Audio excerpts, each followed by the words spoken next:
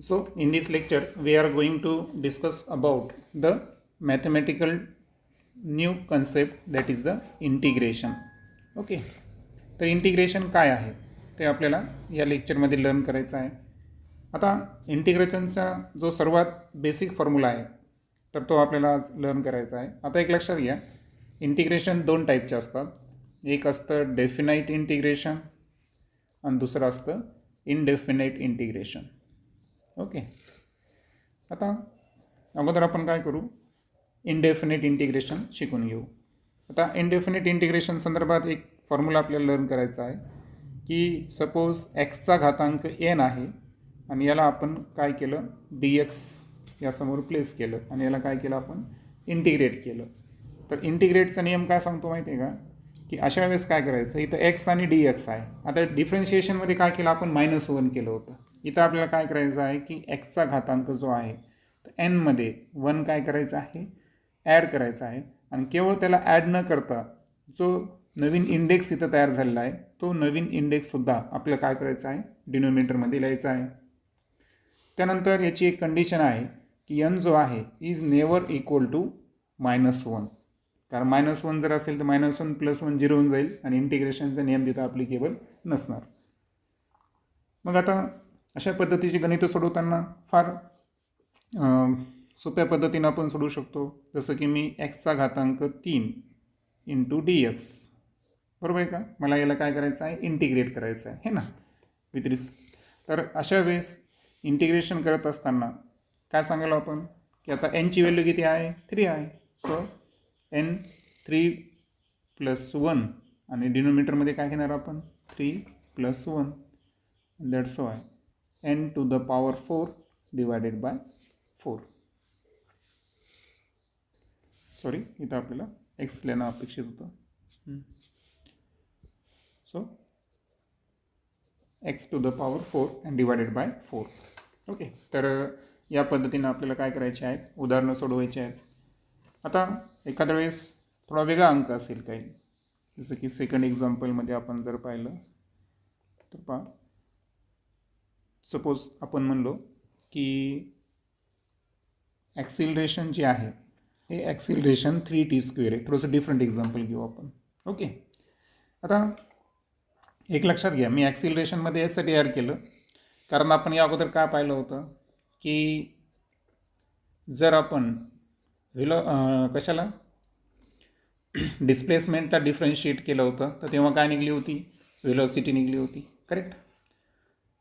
त्यानंतर व्हेलॉसिटीला जेव्हा आपण डिफरन्शिएट केलं होतं तेव्हा काय निघलं होतं, ॲक्सिलरेशन निघलं होतं. तर याच्या विरुद्ध आहे पहा, जर आपण आता बघा या फॉर्म्युला आहे पहा, काय फॉर्म्युला आहे आपल्याकडे, dx/dt is equal to v. So dx is equal to काय होईल या ठिकाणी, v × dt. मग v × dt झाला, नंतर आपण दोन्ही साईडला काय करू, इंटिग्रेट करू, v × dt.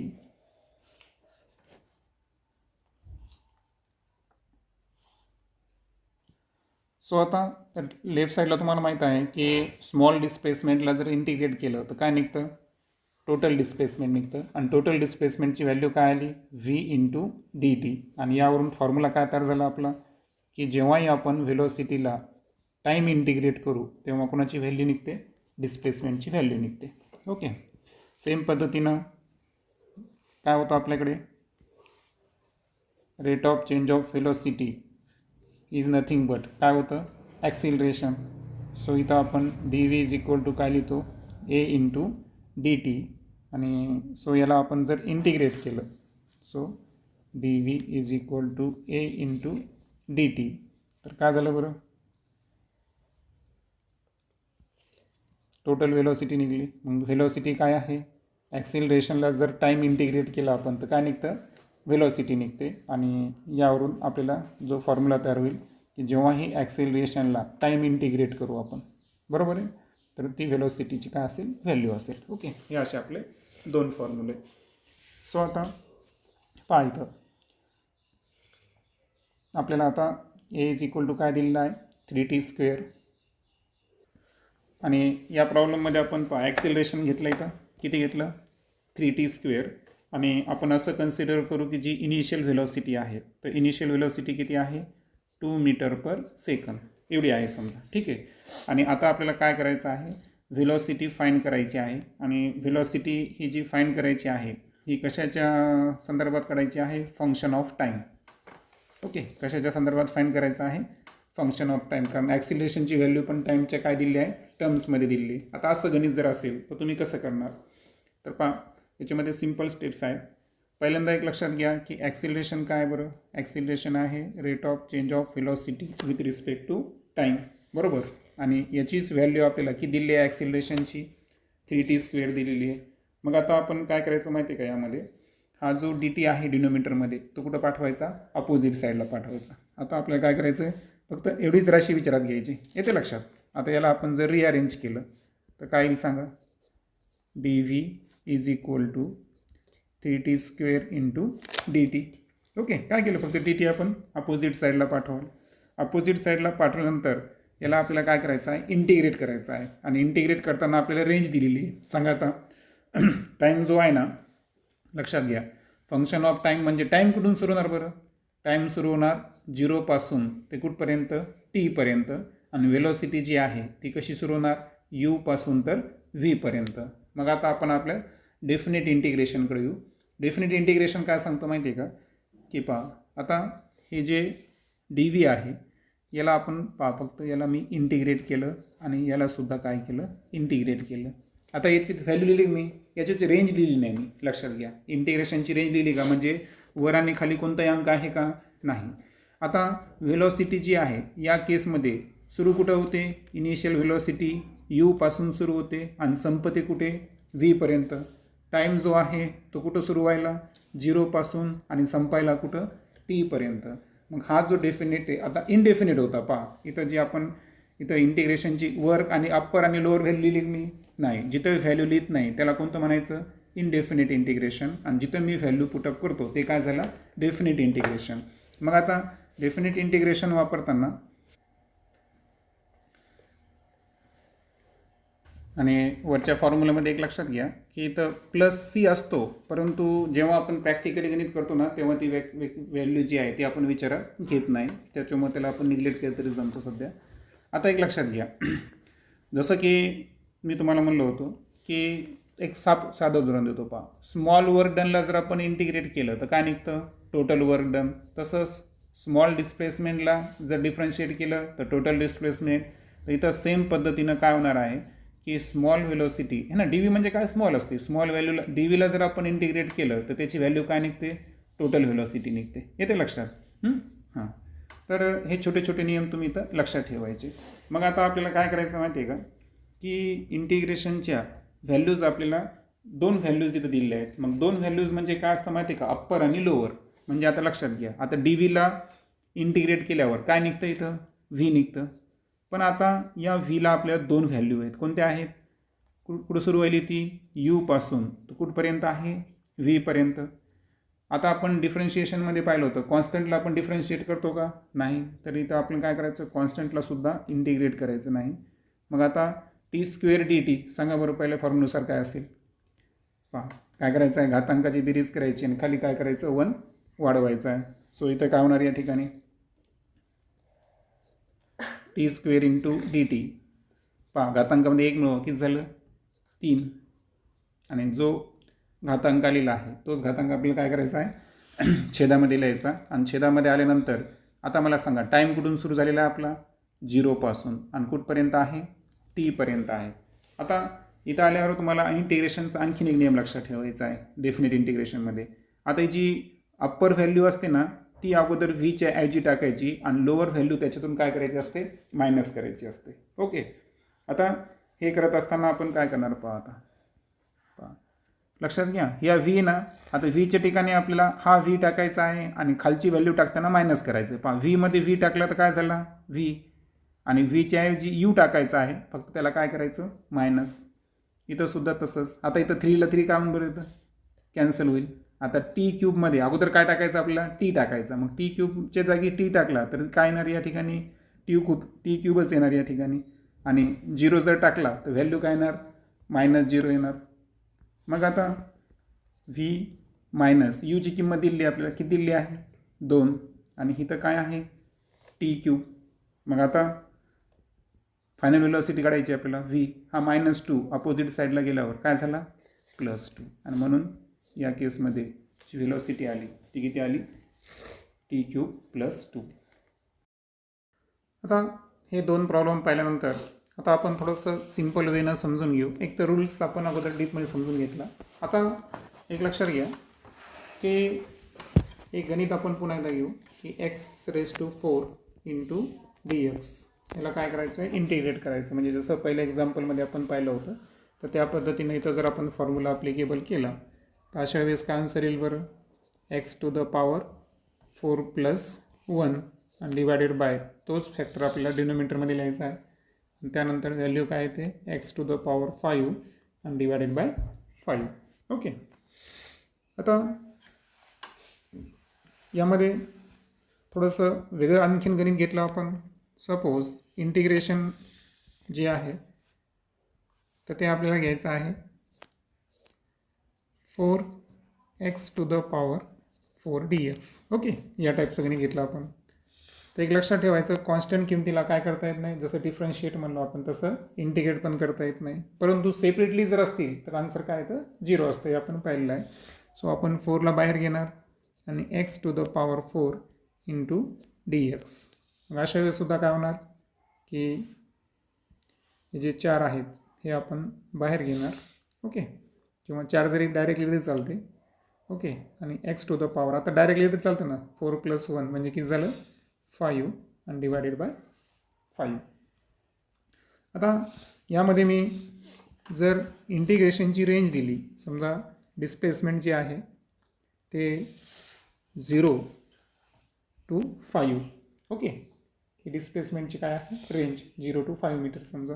ओके, आणि अशा वेळेस मी x⁴ × dx असं घेतलं तर यावेळेस नियम काय सांगतो आपल्याला, यामध्ये काय करायचं आहे तुम्हाला, सर्वात अगोदर एक बॉक्स करायचा आहे तुम्हाला. ओके, तर सांगा x⁴ 4 + 1 किती झालं 5 डिवायडेड बाय 5. इंटिग्रेशनची रेंज काय आहे 5 आणि 0. सो 5 वर लिहिणार आपण, 0 इथं लिहिणार. त्यानंतर आता हे जी 5 आहे ना, ही व्हॅल्यू आपल्याला अगोदर काय करायची आहे पुटअप करायची आहे आणि नंतर 0ची व्हॅल्यू काय करायची आहे मायनस करायची आहे. म्हणजे आता आपण काय करणार, अगोदर मी 5 टाकतो, 5चा किती घात घेतला मी 5वा घात डिवायडेड बाय 5 मायनस, आता काय टाकायचं मला 0. आता मला सांगा 0 न्यूमरेटरमध्ये आला तर सर्व व्हॅल्यू काय होऊन जाते 0 होऊन जाते. लक्षात ठेवा, एक्सच्या ऐवजी आपण 0 टाकलं पण 0चा 5वा घात 0 आहे, 0/5 म्हणजे काय झालं 0. आता इथं आन्सर काढताना काय होईल बरं की 5चा 5 एक घाताला कमी करेल, म्हणजे 5चा घातांक किती राहील फक्त 4च राहील. सो 5 × 5 = 25, 25 × 5 = 125, 125 गुणिले 5 किती होईल इथं 625. हे असेल त्याचं आन्सर. आता हेच गणित आहे पण याच्यामध्ये इंटिग्रेशनची रेंज काय दिली माहिती आहे का, वाटल्यास व्हॅल्यू कमी देतो मी 1 आणि 3, x⁴ × dx. ओके, आता हे दिल्यानंतर आता आपण काय करणार, सर्वात अगोदर सांगा x⁴ म्हणल्यावर 4 + 1 किती झालं 5 डिवायडेड बाय जे 5 आलेलं आहे ते खाली घ्यायचं आणि इंटिग्रेशनची रेंज अप्पर रेंज आहे 3, लोअर रेंज आहे 1. मग आपल्याला काय करायचं आहे 3 पुटअप करायची. लक्षात घ्या 3चा घातांक 5 डिवायडेड बाय 5 मायनस करायचं आहे. आता एक्सची किंमत काय टाकायची 1, 1चा 5वा घात डिवायडेड बाय 5. आलं लक्षात. मग सांगा आता 3चा 5वा घात कोणता येईल, सो 343 डिवायडेड बाय 1/5, सॉरी 243 येईल.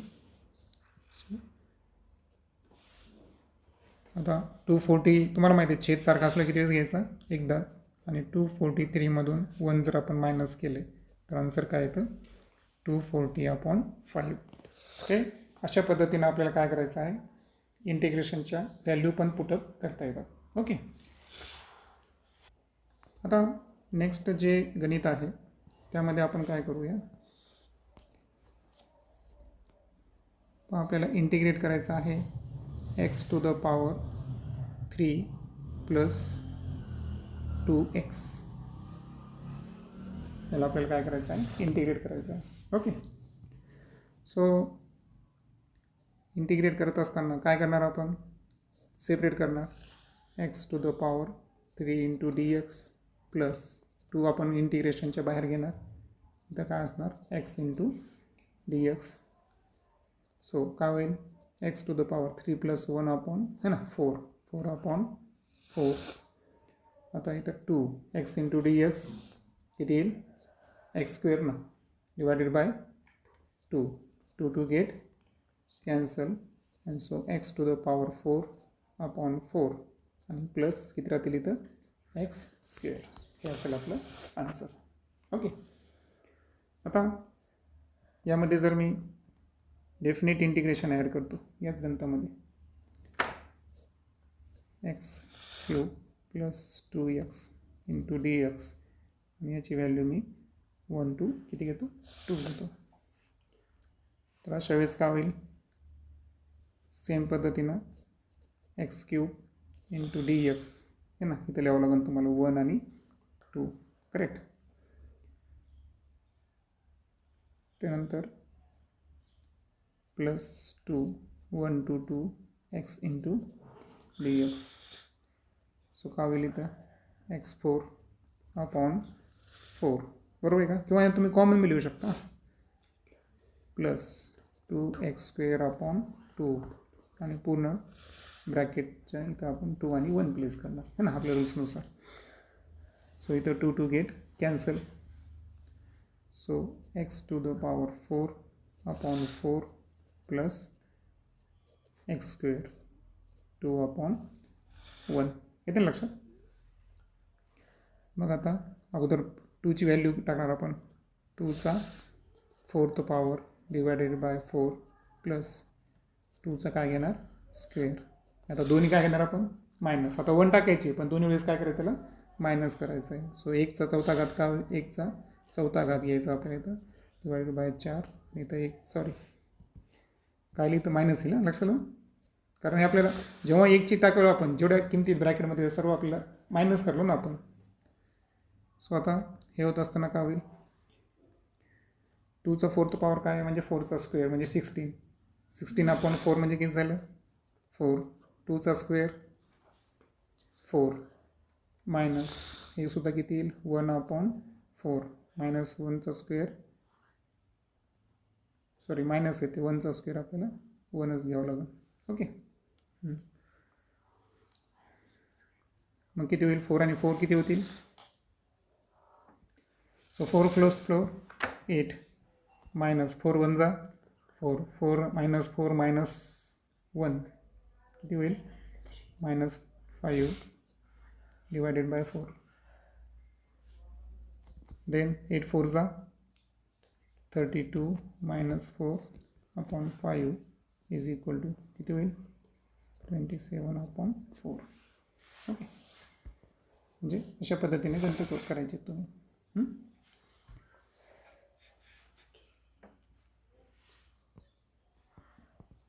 इथं फक्त कन्फ्युजन होऊ नका. नेक्स्ट जे आहे ते आपण घेऊ 2 to 3 आणि x to the power square plus 4x into dx. Okay. आता ही गणित आहे आपल्याकडे. यावेळेस पण आपण प्लस घेतलं, पण यावेळेस आता आपण ब्रॅकेटनं घेऊ आणि त्याच्यानंतर एक मायनसचं घेऊ. ठीक आहे. ही स्टेप जर थोडंसं कन्फ्युजिंग वाटत असेल तर एक पहा काय होईल सांगा, x square into dx plus 4 इंटिग्रेशनच्या बाहेर काय होईल, सॉरी x इंटू dx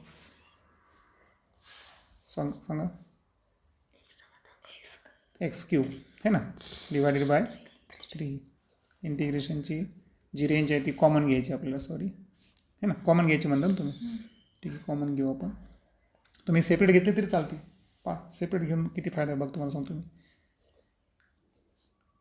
2 आणि 3 घेतल्या रेंज प्लस इथं किती होईल 4x² अपॉन 2 बरोबर. याची सेपरेट घ्या, काहीच अडचण नाही. उत्तर बदलत नाही. पहा तुम्हाला आता सिद्ध करून दाखवतो. सांगा इथं काय करायचं आपल्याला, प्लस आणि मायनस. सांगा काय टाकायची अप्पर व्हॅल्यू 3चा क्यूब अपॉन 3 मायनस 2 टाका 2चा क्यूब अपॉन 2 अपॉन 2 कसं येईल, अपॉन 3 येईल ना, डिनोमिनेटर 3 बदलणार आहे. प्लस इथे 3 हां तिथे कॅन्सल होऊ शकतं. सो 2 2 जा 4 2x² आहे. सो इथं 2 इंटू काय येणार 3चा स्क्वेअर येणार. डिवाईड काय असणार आहे का नाही. त्यानंतर मायनस 2 टाकायचं आहे म्हणजे 2 इन ब्रॅकेट 2चा स्क्वेअर झालं. 2दा प्लस आलं 2दा मायनस झालं. एकत्र करा का डिफरंट करा, उत्तर बदलणार आहे का, उत्तर बदलत नाही. सो इथं काय राहील आता 3चा स्क्वेअर राहील. आलं लक्षात. 3ला 3 कटला स्क्वेअर राहिला.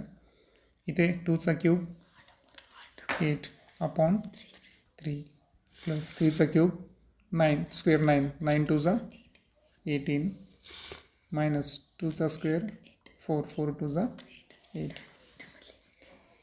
वाटल्यास इथं आपण काय करू 9 घेऊन टाकू डायरेक्ट 3चा स्क्वेअर 9. ओके. आता याच्यात काय करायचं कधी पण माहिती आहे का, प्लस प्लसची बेरीज वेगळी करायची, मायनस मायनसचं वेगळं करायचं, कारण तुम्हाला डबल कॅल्क्युलेशन करायची गरज नसते. पहा आता प्लसवाले कोण कोण आहेत 9 आणि 18 बरोबर आहे का. त्यांची ॲडिशन किती येईल 27. आता एक लक्षात घ्या, हे दोन्ही मायनस आहेत ना, आहेत का, हे पण मायनस आहे हे पण मायनस आहे. तुम्ही काय करा एकदाच मायनस घ्यायचं आणि कंसात त्यांचं प्लस व्हॅल्यू लिहायची. मॅथमॅटिकल नियम काय सांगतो की दोन संख्या जर मायनस असतील तर त्याचा कॉमन आपण काय घ्यायचा बाहेर घ्यायचा आणि आतमध्ये ॲडिशन करायची, कारण ॲडिशन जी आहे ती सबस्ट्रॅक्शनपेक्षा सोपी असते. त्याच्यामुळे सबस्ट्रॅक्शनच काय केलं आपण कॉमन घेतला. मग 8 3 24 24 आणि 8 32/3. आता 27 3 81 वजा 32/3 इज इक्वल टू 11तून 2 गेले 9 8मधून 4 गेले 4 divided by 3. Okay. So answer इथं फायनलाइज होतं. फायनली आपण आता याच्या प्रॅक्टिकल यूजला येऊ 10व्या गणितामध्ये. आता आपण असं समजू की ॲक्सिलरेशनची व्हॅल्यू जी आहे ती आहे t³ - 2t. ओके. आणि ही व्हॅल्यू आहे कशामध्ये मीटर पर सेकंड स्क्वेअरमध्ये. आणि तुम्हाला आता काय काढायचं आहे व्हेलॉसिटी काढायची आहे आणि काय काढायचं आहे डिस्प्लेसमेंट काढायचं आहे. या फॅक्टवर येऊन जाऊ आपण आता. सो आता सांगा व्हेलॉसिटी इज इक्वल टू काय आहे कालचा फॉर्म्युला a × dt. पुन्हा एकदा दाखवतो. आहे velocity is equal to integration a × dt. Correct. So काय येईल सांगा ची व्हॅल्यू टाका t³ - 2t × dt. Separate integration सांगा t³ × dt मायनस इंटिग्रेशनच्या बाहेर 2 कॉन्स्टंट आहे. सो काय राहील t × dt. सांगा काय येईल t⁴ divided by 4 minus 2 t × dt t² upon 2. काय होईल सांगा t⁴/4 मायनस 2 कॅन्सल काय राहील t². व्हेलॉसिटी कशामध्ये असते मीटर पर सेकंड. करेक्ट. आणि यामध्ये काय करायचं तर आपल्याला डिस्प्लेसमेंट. तर काय असेल व्हेलॉसिटीला आपल्याला टाईम इंटिग्रेट करावं लागेल. सो व्हेलॉसिटीची व्हॅल्यू काय आली आहे t⁴/4 minus t² × dt. Separate घेऊ इथं एक इंटिग्रेशनचे नियम पाळायचा. कॉन्स्टंट किमती इंटिग्रेशनच्या बाहेर म्हणून छेदात 4 बाहेर येते. So T4 into dt minus T² into dt 1/4 किती येईल T5/5. तर डॉट दिला तरी जमतो मल्टिप्लाय. इथे T³/3 का होईल सांगा. T5/20 minus T³/3 to the. आता हे डिस्प्लेसमेंट आहे म्हणून कशामध्ये आलं, हे मीटरमध्ये आलं है ना. आणि याच्यात बऱ्याच वेळेस काय आलं असतं माहिती आहे का, की याच्यात दिलं असतं ॲट 1 सेकंड. झालं इथं 1ची व्हॅल्यू टाकायची किंवा 2 सेकंड दिलं 2ची व्हॅल्यू टाकायची आणि कॅल्क्युलेशन फायनलाइज करायची.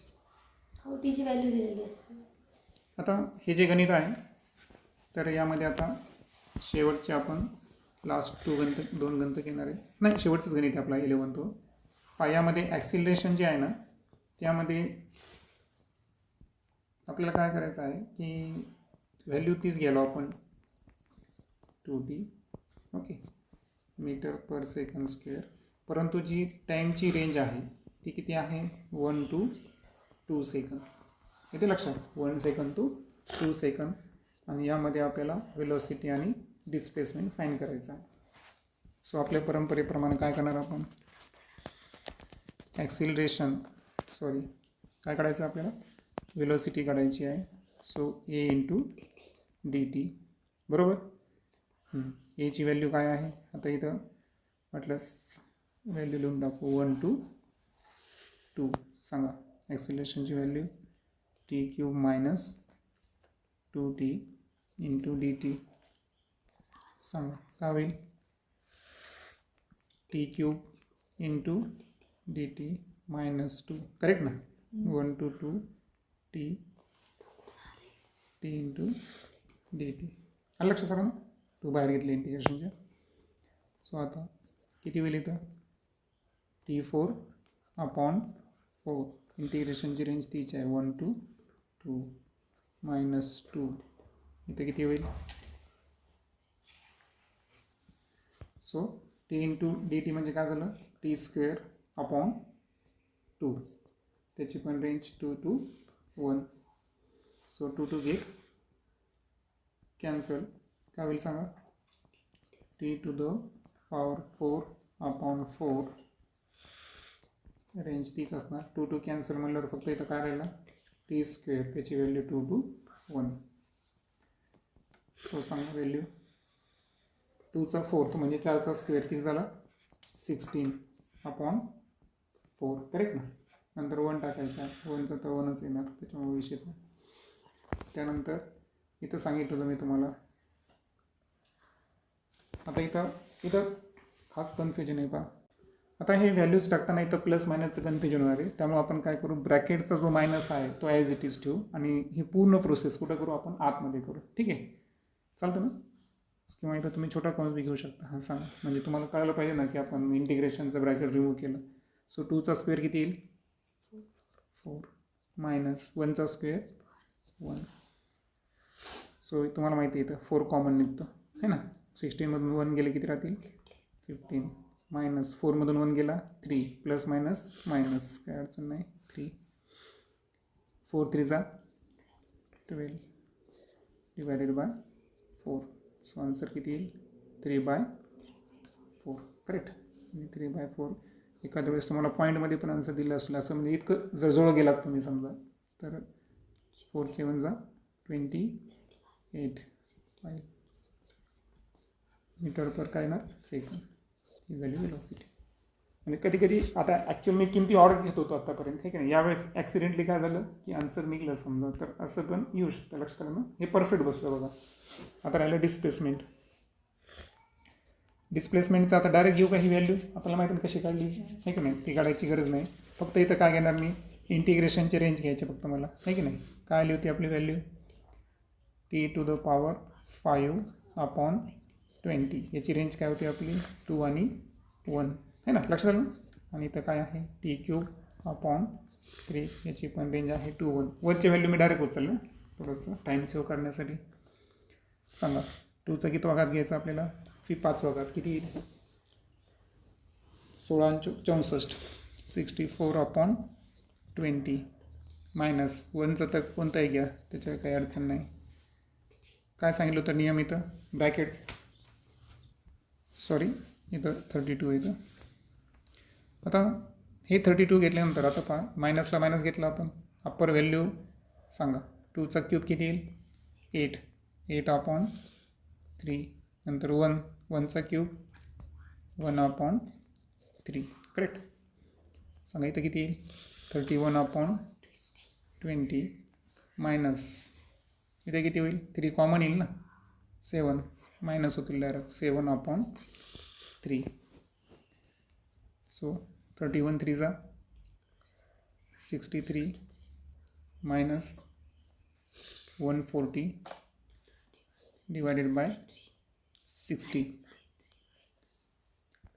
सो इथं 93 येईल सॉरी. सो आता काय येईल 140मधून 93 गेले 47 राहतील 47 डिवायडेड बाय 60 आणि बाकीचं तुम्हाला माहिती आहे की ॲप्रॉक्सिमेटली जे आन्सर काढतात ना तुम्हाला माहिती नाही तर त्याला आपण 0 कट करून 0.47 घेऊ शकतो ठीक नाही. मग 0.6 42 5 50 म्हणजे ॲप्रॉक्सिमेटली एवढं मीटर येईल. आता डिस्प्लेसमेंट निगेटिव्ह पण येऊ शकतो त्याच्यामध्ये काही अडचण नाही. सो या ठिकाणी आपला इंटिग्रेशनचा टॉपिक संपतो.